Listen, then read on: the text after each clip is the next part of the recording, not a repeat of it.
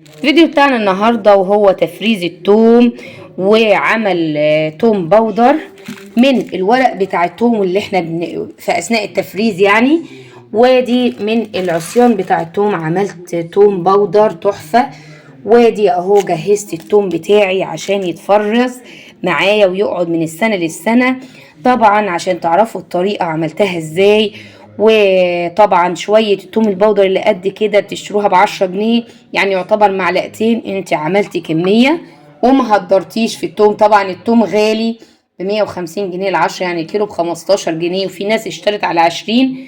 فطبعا ما تهدريش الحاجات دي كلها واستفادي من كل اجزاء التوم باللي احنا هنعمله. عشان تشوفوا الفيديو طبعا حبايبي اللي لسه مشتركوش في القناة يا ريت تشتركوا في القناة. طبعا فعلوا زر الجرس عشان يوصلكوا كل جديد من وصفاتي، واللايك الجميل منكم اللي بيرفع الفيديو على اليوتيوب. يلا بينا نشوف الفيديو. اللهم صل وسلم وبارك على سيدنا محمد وعلى اله وصحبه وسلم. اهلا بيكم حبايبي، عاملين ايه؟ يا رب تكونوا بخير بصحه وعافيه. طبعا هنا بقى انتوا شايفين توم الخزين يا توم. جبت التوم بس هو تقريبا ابتدى ينشف شويه، بس انا هفرز منه شويه واخلي الباقي اعلقه كده في خيط لغايه ما ينشف ويقعد من السنه للسنه. طبعا هبتدي معاكم ان احنا نفرز التوم بطريقه جميله جدا. انت هتعملي التوم البودر والتوم الفريش. هتعملي ازاي؟ هتمسكي راس التوم اللي زي كده، تبتدي بقى ان انت تقطعي العنق بتاعها ده وتحوشي الوش بتاعها اللي هو اللي فيه الطين ده، وتحوشي طبعا القشره الخارجيه. يعني مثلا انا قطعتها بالشكل ده شايفين، وقطعت كده. هبدا ان انا اشيل القشره الخارجيه دي خالص، وهبدا ان انا اعمل ادي التوميه كده. هعمل احوش التوم بالقشر بتاعه، ايوه نفرمه بالقشر بتاعه اهو. اشيل كده القشره الخارجيه واخلي فصاص التوم زي ما هي. وطبعا التوم البودر هنعمله ازاي؟ هنعمله من القشر. ازاي من القشر؟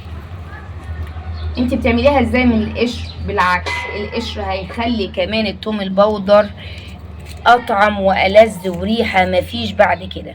شايفين اهي التومه بعد ما انا شلت الفصوص التوم بتاعتي، شايفين القشره الخفيفه دي؟ هبدا اشيل كل قشره خفيفه بالشكل ده من التوم بتاعي واحوشها في الطبق. وممكن كمان العروش بتاعتي دي بتاع التوم اقشرها اللي من فوق دي واقطع العروش الخضراء كده، وهبدا اعملها دلوقتي وهوريها لكم معانا. ادي شايفين فصوص الثوم اللي انا جهزتها. طبعا هفرمها في الكبه بالقشر بتاعها، ايوه بالقشر، لان القشر بتاعها طري وطازه. طبعا هو هيبقى جميل جدا زيه زي الثوم. وهنا طبعا سامعين اصوات لان انا قاعده في البلكونه، عشان قلت عشان ما بهدلش الدنيا جوه في الشقه والدنيا تبقى ريحتها توم. وطبعا الاخت نانا هي قاعده بتساعدني في التقشير. وده هو القشر بتاعي بتاع التوم اللي هيتعمل بودر. هبدا اعمله كده وهبدا احطه في صينيه في الفرن ينشف خالص، وبعد كده نشوفه مع بعض شكله هيبقى ازاي. هخلص وارجع لكم. ادي التوم حطيته في الكبه. هبدا ان انا انزل بشويه من الملح كده، طبعا شويه شويه عشان يتفرم معاكي كويس. عايزه تخليه خشن على حسب ما انت تحبي. عايزاه خشن خليه خشن، عايزاه ناعم بس هو يبقى وسط كده حلو، احسن من الناعم عشان الناعم ممكن يبقى زي الميه كده. طبعا هبدا ان انا احط الموتور وافرمهم وارجع لكم. ادي المستوى اللي انا عايزاه او الحجم اللي انا عايزاه. هبدا بقى ان انا احطه في علبه وارجع لكم بعد ما اخلص. وادي التوم بعد ما فرمته. طبعا ما تمليش البوله او البرطمان او العلبه اللي انت بتعملي فيها بتفرزي فيها التوم، ما تمليهاش على الاخر عشان طبعا بيتمدد في الفريزر. عندي اهو حطيته زي في الاكياس كده. ممكن تقسميه، يعني تجيبي سكينه كده اهو وتقسميه زي مكعبات بالشكل ده اهو.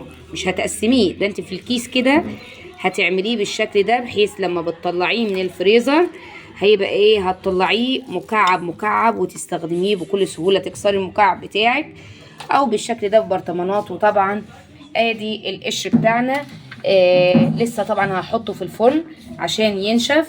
ودي تجربة العصي بتاع التوم، هنجربها برضو ان احنا هنحمصها في الفرن بحيث ان هي هتنشف خالص، وبعد كده نطحنها. طلع ريحة التوم جميلة فيه، هنخليها مع التوم البودر اللي احنا بنعمله اللي هو القشر. ما طلعتش كده يبقى هقول لكم برضو في الفيديو بعد ما اخلص، لان دي بصراحة اول مرة اعمله. هحطهم في الفرن وارجع لكم.